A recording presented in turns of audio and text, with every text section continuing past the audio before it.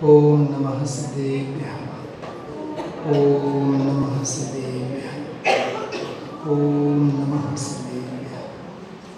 संतप्त मानस शांत हो जिनके के गान में वे वर्तमान विचरे हमारे ध्यान, विचरे हमारे ध्यान। नियम सार ग्रंथाधिराज परवादिराज दशलक्षण महापर्व का अंतिम पड़ाव इस प्रवास काल का हमारा अल्प विराम के साथ वाला पूर्ण विराम वाला स्वाध्याय है। नियम सारगंथ शुद्धोग योग अधिकार। थोड़ा सा पहले दिन का स्वाध्याय हम आप लोग स्मरण करते हैं। 12 अधिकार, 187 गाथाएं, 311 श्लोक कलश, जीव अधिकार, अजीव अधिकार, शुद्ध भाव अधिकार, व्यवहार चारित्र अधिकार, परमार्थ प्रतिक्रमण अधिकार, परम प्रत्याख्यान अधिकार, परमालोचना अधिकार, शुद्ध निश्चय प्रायश्चित अधिकार, परम भक्ति अधिकार, परम समाधि अधिकार और उसके बाद परमावश्यक अधिकार और अंत में जाकर के शुद्धोपयोग अधिकार। 12 अधिकार। व्यवहार चारित्र से संबंधित 5 महाव्रत, 5 समिति, 3 गुप्ती, 13 प्रकार के चारित्र को लेकर के श्रमणों का बाह्य जीवन समझाया। बाह्य जीवन समझाया जो व्यवहार की वास्तविकता है। लेकिन परमार्थ प्रतिक्रमण अधिकार से निर्ग्रंथ मुनि भगवंतों का अंतरंग और अध्यात्म क्या होता है उसकी गहराई 8 अधिकारों में समझाई। 2 योग अधिकार तक परमार्थ प्रतिक्रमण अधिकार से लेकर, लेकिन उसके लिए पावर हाउस का काम किया 3रा शुद्ध भाव अधिकार।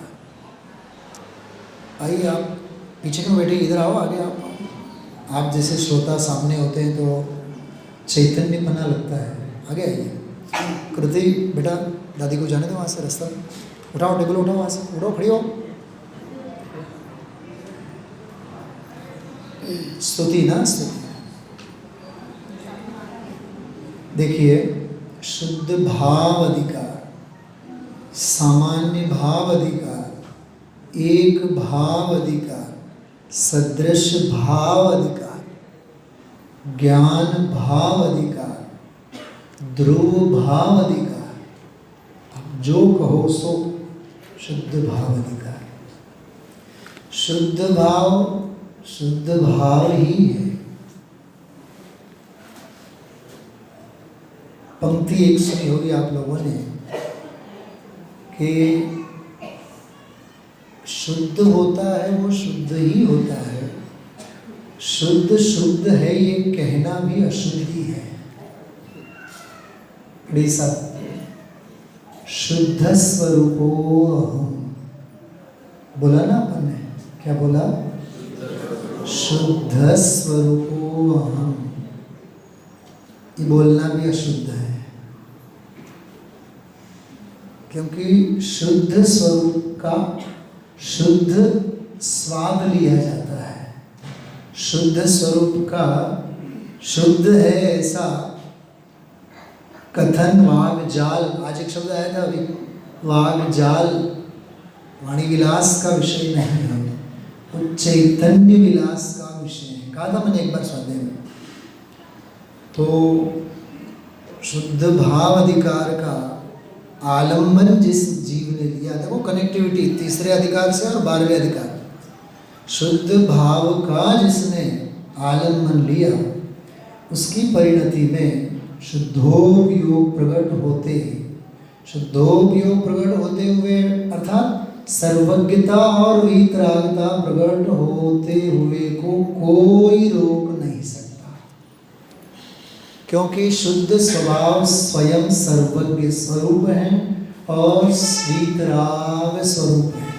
तो वीतराग स्वरूप में से वीतरागता ही निकलेगी और सर्वज्ञ स्वरूप में से सर्वज्ञता ही निकलेगी। कनेक्शन समझ में आया?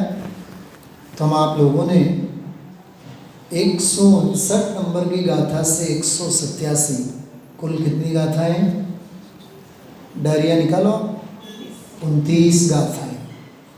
29 गाथाओं के अंतर्गत कलश का तो अपन ने उल्लेख नहीं किया, कोई विषय क्योंकि समय नहीं अपने पास, इसलिए 272 नंबर से 311 40 कलश, 29 गाथा 40 कलश। सबसे पहले हम आप लोगों ने बात शुरुआत की थी नमो अरहंताण, पहले दिन के स्वाध्याय में, जिसमें केवली भगवान की दर्शन ज्ञान की प्रवृत्ति कैसी होती है, जानना और देखना। द्रव्य संग्रह गाथाएं यदि आप पढ़ते हो, दंसण पूर्वम नाणम छदुमत्ताणम नदुर्नि वोगा, छद्मस्तको दर्शन और ज्ञान की प्रवृत्ति क्रमशः होती है, एक साथ नहीं होती, लेकिन केवली भगवान को जुगुवम युगपत होती है दर्शन और ज्ञान की प्रवृत्ति। अंतिम स्वाध्याय है, जब अपन दूध पीते हैं ना, तो ऊपर ऊपर का दूध जो है ना थोड़ा सा फीका लगता है, और नीचे नीचे का जो दूध होता है ना वो थोड़ा सा ज़्यादा गाढ़ा भी और मीठा भी लगता है। आज का ये दूध का अंतिम घूंट है, इसलिए थोड़ा सा इसको और गाढ़ा बनाते हैं अपन लोग, मीठा लगता है ना बहुत ज़्यादा। तो सर्वज्ञता और वीतरागता, इसके बारे में देखिए हमारे विद्वान लोग सभी आराम से इस बात को तुरंत पकड़ पाएंगे। एक मत ऐसा है, वो ये कहता है ज्ञान तो पर को ही जानता है, दर्शन स्व को अवलोकता है, इसलिए आत्मा स्वपर का अवलोकन करता है। क्या कहा? आई लक्ष्य देता है कि नहीं? दर्शन स्व को ही अवलोकता है और ज्ञान पर को ही जानता है, और इन दोनों का पिता तो आत्मा है, इसलिए आत्मा स्वपर प्रकाश है। कोई ऐसा कहते हैं दर्शन तो पर का ही अवलोकन करता है और ज्ञान स्व को ही जानता है, इसलिए आत्मा स्वपर प्रकाश है। ये 5-6 गाथाएं, जो गाथाएं 14 गाथाएं हैं, ये इन 14 गाथाओं में पूरा का पूरा न्याय का विषय है। मैंने एक भी दिन उसका उल्लेख जानबूझ करके नहीं किया, पूरा न्याय का प्रकरण है, आप स्वयं पढ़िएगा। तो अरहंत भगवंत का ये स्वरूप, उनकी सर्वज्ञता का यह स्वरूप, सर्वदर्शिता का यह स्वरूप। पहले दिन मैंने सर्वदर्शित्व और सर्वज्ञत्व शक्ति का उल्लेख किया था। आत्मदर्शनमयी सर्वदर्शित्व शक्ति और आत्मज्ञानमयी सर्वज्ञत्व शक्ति। लोकालोक को जानते हैं इसलिए सर्वज्ञ हैं, ये असद्भुत व्यवहार नहीं का विषय है, उपचरित असद्भुत व्यवहार नहीं का विषय है। वो ज्ञान स्वभाव को ही जानते हैं, ये भी कहना, ऐसा भी कहना उपचरित सद्भुत व्यवहार नहीं का विषय है। ज्ञान तो ज्ञान है, ऐसा अनुभव करना, इस स्वरूप प्रत्यक्ष, सकल प्रत्यक्ष स्वरूप परम शुद्ध निश्चय नहीं का विषय है। उसे कहने की क्या आवश्यकता है? जैसे शायद आप लोगों ने उदाहरण सुना हो, आकाश जी और मनीष जी दोनों समझो कहीं निकले, निशिकांत जी के वहाँ फैक्ट्री निकले मिलने के लिए। सालों बाद पहली बार जब मनीष जी सेट हुए थे औरंगाबाद में, दोनों मिलने गए, सालों बाद मिल रहे हैं कुशल जी। लेकिन मनीष जी के पास अच्छा कुर्ता पहनने के लिए नहीं था, तो आकाश जी से कहा, यार आकाश तेरा यार कुर्ता तो दो यार, अच्छे लोगों के पास जा रहे हैं तो ढंग से तो जाए अपन। तो आकाश जी ने कहा कि कोई बात नहीं। लेकिन मनीष जी आकाश जी की आदत से वाकिफ थे, बहुत बोल बोल करते हैं, इसलिए पहले से बोल दिया, मैं पहन तो लूँगा तुम्हारा कुर्ता, लेकिन किसी से कहना मत ये कुर्ता तुम्हारा है। अब जैसे ही वहाँ गए, थोड़ी देर गए तो गेट के पास ही कुशल जी मिले। कुशल जी से आकाश जी कहते हैं, ये जो हमारे बड़े भाई मनीष जी ने जो कुर्ता पहना है ना, ये इन्हीं का है।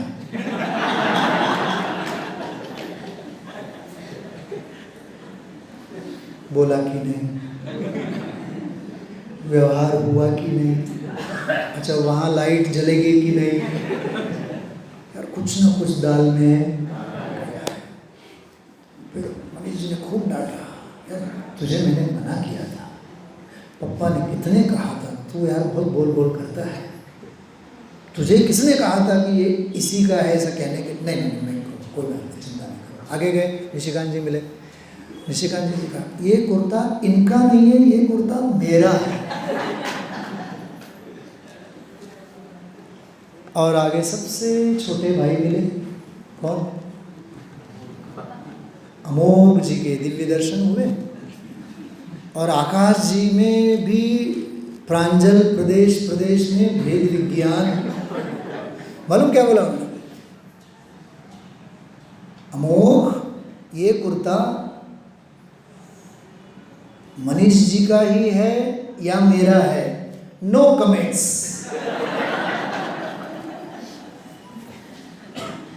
मुझे आप बताओ, पहली बार भी बोला था, दूसरी बार भी बोला था, और भले आदमी उसके बारे में कुछ भी बोलना, पराश्रित है कथन, ये भी कथन है, स्वाश्रित है ये कहना, ये भी कथन है, और अवाच्य है ये कहना भी वाच्य है। क्या कहा संजय जी? हमें कुछ कहना ही नहीं है उसके बारे में, ये कह कर के भी हम अवाच्य भी तो वाच्य हो गया ना। इंदिरा गांधी से जब कहा गया, जब 1974 के समय कोर्ट में, हाई कोर्ट जज ने पूछा, यू हैव टू रिप्लाई, तो इंदिरा गांधी ने कहा, no reply is a best reply, no reply is a best reply. हम कोई रिप्लाई नहीं करेंगे, हमें कोई प्रतिक्रिया देनी ही नहीं है तुम्हें, क्योंकि हम नो रिप्लाई भी कहेंगे वो भी एक रिप्लाई हो गया। हम जवाब देने के लिए बाध्य नहीं है, ये भी तो एक जवाब हुआ ना। तो स्वाश्रित पराश्रित आदि के जितने जो भी कथन किए जाते हैं वो कथन ही हैं, कथन ही है, वो अनुभव नहीं है। वस्तु विचारत ध्यावते मन पावे विश्राम, रस स्वागत सुख उपजे अनुभवता होना, प्रभु जी अनुभवता होना। वस्तु विचारत ध्यावते, विचारते विचारते ध्यान की दशा आनी चाहिए, ध्यान की दशा के साथ साथ मन पावे विश्राम, रस स्वादत सुख उपजे अनुभव ताको नाम। शुद्धोपयोग का ये फल है। इसलिए जीव जीव अधिकार से हमने बहुत हजारों एंगल इन अधिकारों के खोले हैं। जीव जीव अधिकार में सम्यक ज्ञान कराया, क्या कराया? सम्यक ज्ञान कराया, भेद ज्ञान कराया। शुद्ध भाव अधिकार में अभेद भेद विज्ञान कराया। क्या क्या कहा? मैंने जो अभी बोला वो बोलो। जीव और अजीव अधिकार में भेद ज्ञान कराया। भेद ज्ञान दो के बीच होता है, भेद ज्ञान दो के बीच होता है, तो जीव अजीव का भेद ज्ञान कराया। तीसरे शुद्ध भाव अधिकार में अभेद भेद विज्ञान कराया। बोलो, अभेद भेद विज्ञान कराया। भेद विज्ञान दो के बीच, अभेद भेद विज्ञान तो मैं एकाकी, एकत्व लिए सब ही आते। बात समझ में आ गई? बस बात पूरी, वहां जैन धर्म पूरा। फिर गाली देने की आवश्यकता नहीं है। तन धन को साथी समझाता पर ये भी छोड़ चले जाते, कोई नो कमेंट्स। भाषा समझ में आ गई सबको? तो जीव अजीव अधिकार में भेद विज्ञान कराया, शुद्ध भाव अधिकार में अभेद ज्ञायक स्वभाव का भेद विज्ञान कराया। अरे शुद्ध भाव अधिकार में अभेद भेद विज्ञान कराने के बाद भूमिका के अनुसार जो भी व्यवहार है वो आश्रव तत्व है, वो निर्जरा बंध तत्व है। इसलिए आश्रव और बंध तत्व से भी न्यारा स्वरूप दिखाया। कौन से अधिकार में? चौथे व्यवहार चारित्र अधिकार में। और परमार्थ प्रतिक्रमण अधिकार से लेकर के परम आवश्यक अधिकार तक, 11वें अधिकार तक उपचार से जो साधक की साधना की जो तरंगे चलती हैं, परमार्थ प्रतिक्रमण, परम आलोचना, निश्चय प्रायश्चित, निश्चय प्रत्याख्यान, परम भक्ति, परम समाधि, परम आवश्यक, ये सब जो निर्विकारी निर्विकल्प अध्यात्म का जो व्यवहार है, क्या कहा? ये अध्यात्म का जो व्यवहार है उस उपचरित व्यवहार को भी समझाया। फिर एक बार जीव अजीव अधिकार में दो के बीच ज्ञान कराया, तीसरे शुद्ध भाव अधिकार में अभेद ज्ञायक भाव का ज्ञान कराया। फिर भी अनादिकाल के चारित्र के संस्कार रहे, राग की धारा रही। वो जो राग की धारा पूरी की पूरी चौथे अधिकार में व्यवहार चारित्र अधिकार, और 5वें अधिकार से लेकर के 11वें अधिकार तक सब साधक की साधना, वो उपचरित व्यवहार है, वो भी व्यवहार है। उसको बोलेंगे अध्यात्म का व्यवहार। क्या है वो आगम का व्यवहार। तीसरे अधिकार का व्यवहार आगम का व्यवहार, और चौथे से लेकर के आगे 5वें से लेकर के आगे 11वें तक का व्यवहार सारा का सारा अध्यात्म का व्यवहार है। समझ में आ जाए तो समझना, माथा फोड़ना इसको समझने के लिए, क्योंकि हमें आगम का व्यवहार तो ख्याल में है। कुशल जी, वही मैं कह रहा था, कंठ से नहीं गाना, हृदय से गाना। बच्चा जब रोता है, माँ उसे माथे पे चढ़ा देती है कि छाती से लिपटा लेती है? छाती से लिपटती है ना। आई म्हणो निकोनी, आईस हाक मारी, ती हाक एकानी, मजवो ये शोककारी, सारा मुखी पिलांचा, त्यागाट त्याचाट तात गाय। वो सारा का सारा दृश्य आज आया था वात्सल्य अंग में। गौवत्स साधर्मी सो गौवत्स प्रीति सम। तो अधिकारों का सारा अंतरंग समझ में आ रहा है पूरा का पूरा। दो के बीच भेद ज्ञान, एक का अभेद भेद विज्ञान। भूमिका के अनुसार जो आश्रव बंध हैं वो व्यवहार चारित्र अधिकार में, और संबंध निर्जरा मोक्ष संबंध निर्जरा वाला सारा का सारा प्रकरण परमार्थ प्रतिक्रमण से लेकर के परम आवश्यक, उसमें वो जीव अजीव अधिकार में जीव अजीव तत्व पूरे हो गए, व्यवहार चारित्र अधिकार में आश्रव बंध पूरे हो गए, परमार्थ अधिकार में परमार्थ अधिकार से लेकर के संबंध निर्जरा पूरे हो गए, और शुद्धोपयोग अधिकार में मोक्ष। संजय जी, ऐसा गजब का इसमें 7 तत्वों का ये आचार्य कुंद का तत्वार्थ सूत्र है। कौन सा शास्त्र पढ़ रहे हैं? याद है ना सभी को? भूल तो नहीं गए? नियम सार है।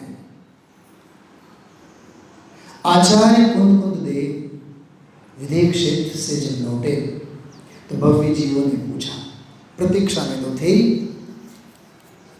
गुरुवर आप हमें कुछ बताइए, सुनाइए। तो कुंदकुंद आचार्य कहते हैं हम तुम्हारे लिए सत्य का संदेश लाए हैं। क्या लाए हैं?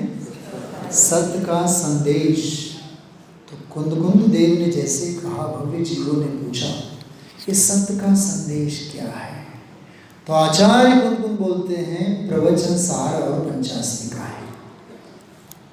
क्योंकि प्रवचन सार में सत्य का स्वरूप समझाया, पंचास्तिका में भी उत्पाद व्यय द्रव्य युक्तम सत्य, सत्य का ही स्वरूप समझाया। बराबर। फिर कुछ भव्य जीवों ने पूछा और क्या लाए हैं? तो आचार्य देव उत्तर देते हैं हम चित स्वभावी चैतन्य स्वभाव की भेंट लाए हैं। तो शिष्यों ने पूछा ये क्या है? कुंदकुंद आचार्य कहते हैं ये समय सार है। पहला वाला क्या था? सत्य। दूसरा गिफ्ट कौन सा था? पहला वाला प्राभृत गिफ्ट क्या है? सत्य। दूसरा वाला चित्त। चित्त। सत्य में प्रवचन सार पंचास्तिका है, चित्त में समय सार। फिर मनीष जी जैसे आसन्न निकट भव्य किसी जीव ने पूछा यार तुम्हारा सत्य हमें समझ में नहीं आता है, क्योंकि बहुत दिमाग खराब होता है। ज्ञान तत्व प्रज्ञापन, वेद तत्व प्रज्ञापन, चरणान्य चौचली का कौन दिमाग पकावे? आप तो हमें कुछ काम की बात करो। आचार्य कुंदकुंद देव कहते हैं ऐसे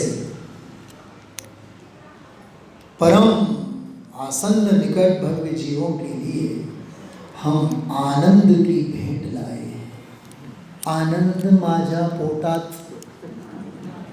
मावेना मावेना, दत्त दर्शनाला जायचं। हाँ, तो आचार्य देव ने कहा कि भाई हम तो आनंद में गए थे, आनंद साथ में लाए। तो आई ने पूछा ये आनंद क्या है? कुंदकुंद देव ने कहा नियम सार।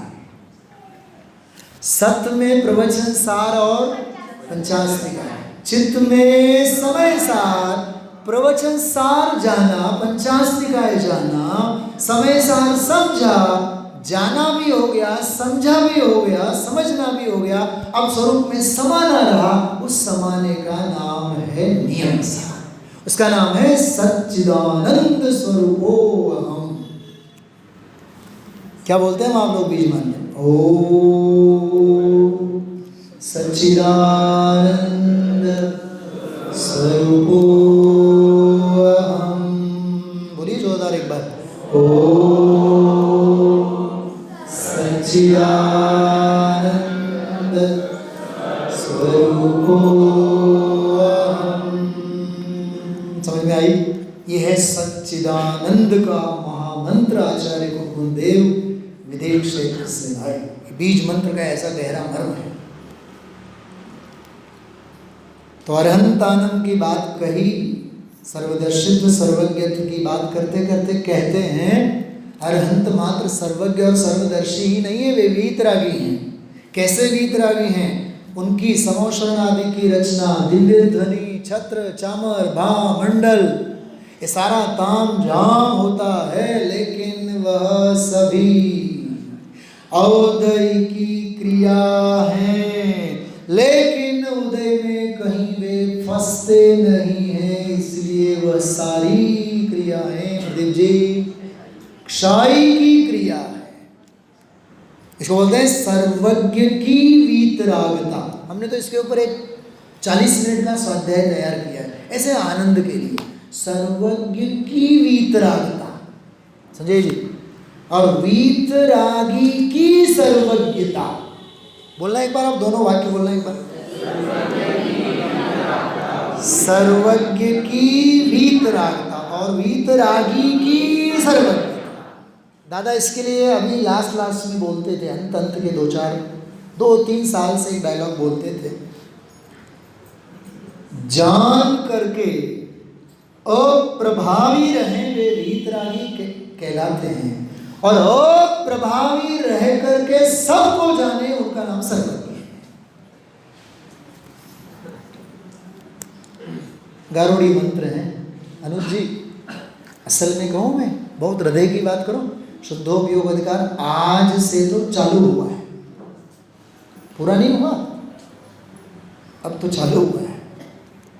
ऐसी सर्वज्ञता और वीतरागता की चर्चा 175वीं गाथा तक करके सिद्धों में क्या है और क्या नहीं है, 176, 77, 78 इन गाथाओं में कहीं और आगे जा करके निर्वाण ही मोक्ष है, मोक्ष ही निर्वाण है, निर्वाण ही सिद्ध है, सिद्ध ही निर्वाण है, और निर्वाण और सिद्ध और कुछ नहीं है, शुद्ध ही है। अरे समो शरण में पधारे नमो अरहंताणम बोला, अरहंतों के पास गए, पागल तुम कहाँ अरहंतों के चक्कर में पड़ रहे हो, जाओ किसके पास, नमो सिद्धाणम। सिद्ध भगवान बोलते हैं हे बड़े पागल, तुम कहाँ हमारे पास आंखें फाड़ फाड़ करके देख रहे हो, जाओ नमो शुद्धाणम। कुछ समझ में आया, बहुत कुछ समझ में आया। हाँ, जैन भगवान जो है ना वो कहते हैं अरे हमारे सामने तुम आंखें फाड़ फाड़ करके देखोगे, तुम्हें राग के अलावा, समझ में आ रही बात, अंतर्मुख मुद्रा हो, बोलिए आत्म तत्व दर्शा है। अंतर्मुख मुद्रा तो आत्म तत्व को दर्शाती है। ऐसे निर्वाण और सिद्ध का स्वरूप समझते समझते शुद्ध स्वभाव समझ में आता है, जिसमें कर्म नहीं, नोकर्म नहीं, भाव कर्म नहीं, जन्म नहीं, मरण नहीं, शल्य नहीं, विकार नहीं, संज्ञा नहीं, सारे द्रव्य कर्म, भाव कर्म, नो कर्म आदि के कोई भी विकार और विभाव कर्मोदय जन्य पर भाव जन्य वे है ही नहीं। ऐसा निष्कर्म स्वभाव भाव रूप परिणमते हुए जो हैं वे सिद्ध कहलाते हैं, और परिणमन स्वरूप परम परिणामी अपरिणामी जो तत्व हैं वो तो स्वयं सिद्ध है ही, उसी के सहारे तो वे सिद्ध हुए हैं। यहाँ शुद्ध हैं और वहाँ सिद्ध हुए हैं। बराबर इतना विषय हम आप लोगों ने 9-10 दिनों में पूरा किया, और कुछ क्षण अंत की इन 2-3 गाथाओं के बाद हम आप लोग पूरा करते हैं। एक गाथा अपन ने रखी थी, लेकिन भाव तो अपन ने कह ही दिया अभी, 181-82। आगे बढ़ते हैं। निर्वाण ही तो सिद्ध है, सिद्ध ही निर्वाण रे, हो कर्म से प्रविमुक्त आत्मा पहुँचता लोकांत। कहाँ जाते हैं वे? लोकांत में जाते। गते धर्मास्ति काया भावात्। कहीं सूत्र लिखा हुआ ही, कौन से शास्त्र में आता है पता नहीं है सबको। तत्वार सूत्र 10वां अध्याय।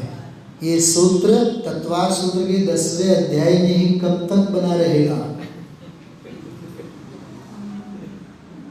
धर्मास्ति काय का निमित्त बना नहीं है, इसलिए आगे उनकी गति नहीं होती है, गमन नहीं होता है। अरे ये निमित्त का ज्ञान कराया गया है, ये निमित्त का ज्ञान कराया गया है। बाकी निमित्त नहीं है इसलिए आगे नहीं जाते, इस बात में कोई माल है नाही। तुम्ही असं केलं म्हणून असं झालं, केलं बेलं सगळं विसरून जा, असं होणार होतं म्हणून। गुजराती में हम लोग कहते हैं थवा योग्य थाई छे। सहज वस्तु स्वरूप का जो स्वीकार है, स्वीकृति है, पहुंचता लोकांतरे। श्रीमद जी से श्री कृष्ण के बारे में पूछा गया कि श्री कृष्ण अभी हाल कहाँ है? बोलिए अनुज जी कहाँ है? स्वर्ग में है, मध्यलोक में है, द्वारका में है, कहाँ है? नरक में है। श्रीमद जी ने तत्काल जवाब दिया अपने आत्मा में है। सामने वाला सुनना चाहता था कि नरक में है, नरक में ये सुनना चाहता था, लेकिन जवाब देने वाले महापुरुष ने क्या जवाब दिया? अब आप बोलो सिद्ध भगवान कहाँ है, जल्दी बोलो। सिद्धि सिला में नहीं है, व्यवहार से, व्यवहार से सिद्धि सिला में। और एक बात सुनना, व्यवहार से सिद्धि सिला में है, ये चुलत वाली भाषा है, सख्य चुलत वाली भाषा है। और वे अपने ही आत्मा में रहते हैं, ये सख्य वाली भाषा है। बस आत्मा तो आत्मा है, न वहां सख्य चुलत। भाषा मात्र भी। संजय जी मुझे बताइए आप कि व्यवहार से लोकाग्र में रहते हैं, ये तो व्यवहार है ही, ये आगम का व्यवहार, लेकिन वे अपने असंख्यात प्रदेश आत्मा में रहते हैं। ये निश्चय है या व्यवहार है? अरे अपने आत्मा में रहते हैं, ये कहा ना, तो ये निश्चय है या ये निश्चय रूप व्यवहार है? क्या है ये? अरे बोलो तो सही। ये निश्चय है, ये कहना, ये भी निश्चय रूप व्यवहार है। तो निश्चय क्या है वो है। बोलो मत कुर्ता किसका है वो है, बस ज्ञात हो तो वो ही है, नादम सोचे तो सोचे। छठी गाथा, न विहोति अपमत्तो जान रोध जो भावो एवं वर्णन्ति शुद्धम। इस रूप से तो शुद्ध कहा जाता है, लेकिन ज्ञात है तो वही है। शांति कुमार जी कितने गंभीर होकर के सुन रहे हैं, कितनी गजब की बात है सब। बोलो मत वस्तु स्वरूप के बारे में, जो है सो वस्तु स्वरूप है। बोलना मात्र व्यवहार है, कथन मात्र व्यवहार है, अनुभव मात्र परमार्थ है, वेदन मात्र परमार्थ है। छोटा सा वाक्य बोलूं, ज्ञानी को वेदन होता है, अज्ञानी को वेदना होती है। आपको क्या है? पंडित जी काय सांगायचं, एक पंखा आहे, ज्यांना पंखा पाहिजे त्यांच्या डोक्यावर पंखा नाही, आणि ज्यांना पंखा नको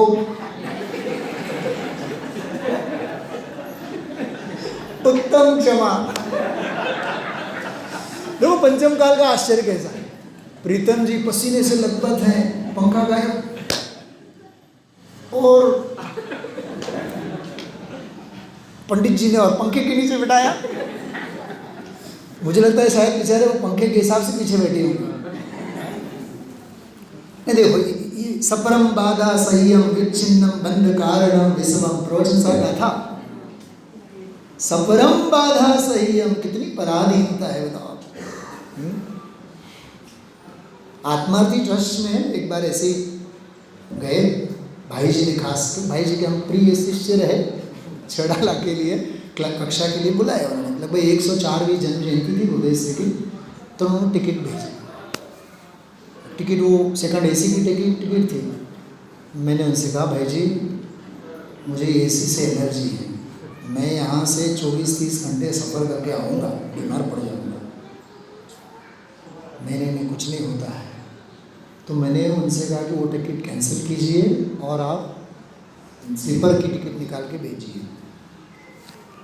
एक सवाल है, भाई आपका नाम क्या है?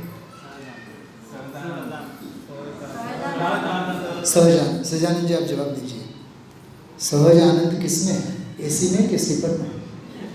और पुण्य का उदय एसी चाहिए नहीं और टिकट मिली है एसी की, पुण्य का उदय या पाप का उदय? और बोलो तो सही। जबरदस्ती जो भोगना पड़े वो असाता का उदय। हमें स्लीपर की टिकट चाहिए, बस हम सुखद सफर करें, ये पुण्य का उदय है। साता के वेदन के साथ हम रहें, वो पुण्य का उदय है। बाकी असाता के साथ उदय वो है संयोग में बहुत कुछ, लेकिन फीलिंग्स क्या हो रही है अपने, वेदन क्या है, सोचो सही आप। इसलिए सुख दुख में, पुण्य पाप के उदय में ज्ञानी वेदन करते हैं, स्वसंवेदन, लेकिन अज्ञानी को वेदना होती है। आमचं पुण्य असं, आमचं पाप असं.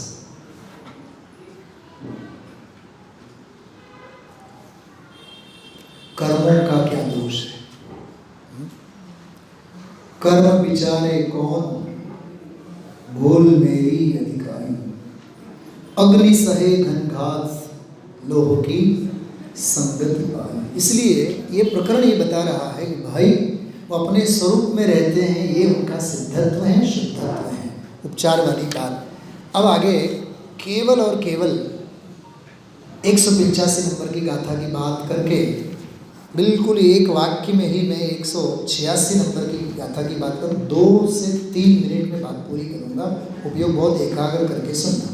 185 नंबर की गाथा में कहते हैं, हमने जो भी लिखा ये हम अपने क्षयोपशन ज्ञान के प्रदर्शन के लिए नहीं लिखा. जिन देव प्रवचन भक्ति बल से नियम तत्फल में कहे. हमने जो नियम और नियम का फल जो समझाया है, केवल और केवल प्रवचन भक्ति से समझाया है. बराबर. यदि हो कहीं समयज्ञ पूर्वा पर विरोध सुधारिए. यदि कहीं हमसे चूक हो जाए, फूल नाही तर फुलाची पाकळी आम्ही देऊन आपल्याला आवकारलेला आहे, काही जर चूक झाली असेल तर क्षमा करा. वही बात यहाँ कह रहे हैं, हमसे कोई भूल हुई हो तो मिच्छामि दुक्कडम क्षमा. और अंतिम गाथा में, बल्कि लास्ट वर्ड सेकंड 186 की गाथा में कहते हैं, सारी सभा ध्यान से सुनना. जो कोई सुंदर मार्ग की निंदा करे मात्सर्य में, सुनकर वचन उसके अभक्ति न कीजिए जिन मार्ग. यदि कोई ईर्षा भाव से निंदा करे जिन मार्ग की, छोड़ो न भक्ति वचन सुन इस वितरागी मार्ग. कुछ निशिकांत जी, शांति कुमार जी, सारे प्रीतम जी, जितने भी हैं, ममाश्री, आपस में धंधा व्यापार परस्पर में, किसी के साथ भी, मनीष जी के साथ, आकाश जी का हो, निशिकांत जी का, कुशल जी के साथ हो, लेकिन वाद विवाद करे सो अंधा, सदगुरु कहे सहज का धंधा. नाटक समझ साथ. यदि कोई ईर्षा भाव से निंदा करे जिन मार्ग की, दूर से ही जय जिनेंद्र करना, धर्म की आराधना में हमेशा बने रहना. सुनकर वचन सुन अभक्ति न कीजिए इस जिन मार्ग की.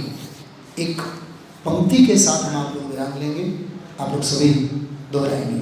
अभी अभी मेरे मन में ये भाव आया है. बोलिए. अभी अभी मेरे मन में ये भाव आया है कि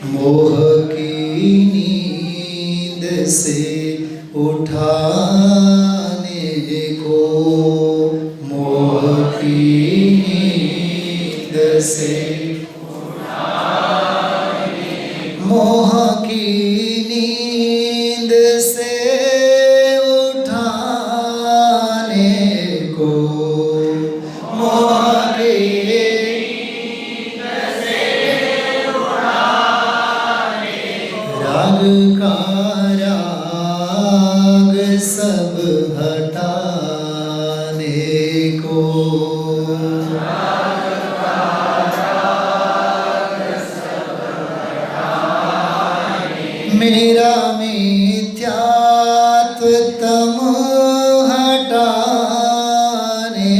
को, मेरा मिथ्या तम मिटाने को। ध्यान दीजिए, ज्ञान का दीप जलाया गया है प्रीतम जी मेरे लिए। ज्ञान का दीप जलाया गया है मेरे लिए। अभी अभी मेरे मन में मोह को जीत निज में आऊंगा। बोलिए, मोह को जीत निज में आऊंगा।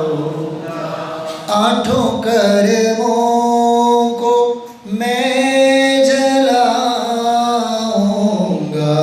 आठों कर्मों को मैं जलाऊंगा।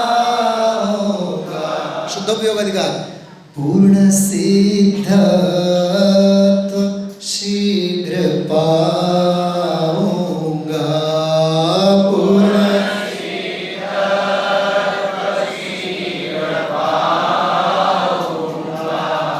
तालियों के साथ गाएंगे। मोक्ष का द्वार सजाया गया मेरे लिए। मोक्ष का द्वार सजाया गया मेरे लिए। अभी अभी मेरे शुभ शुभ भाव में खड़ा था मैं। अशुभ भाव में खड़ा, चारों गतियों में ही पड़ा था मैं।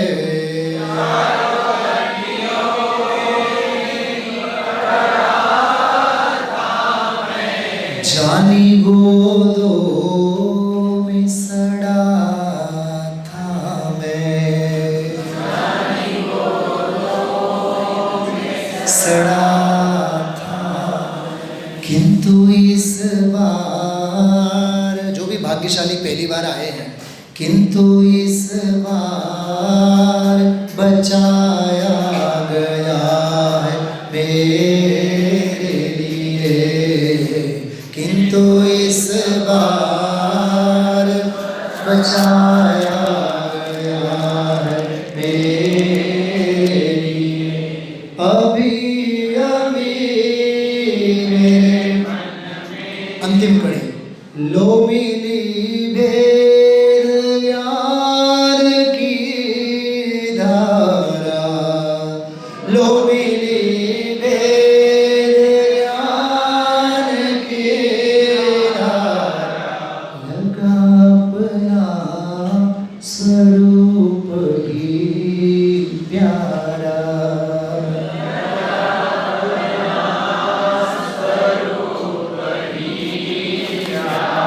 श्री मुनि कुंद कुंद के द्वारा।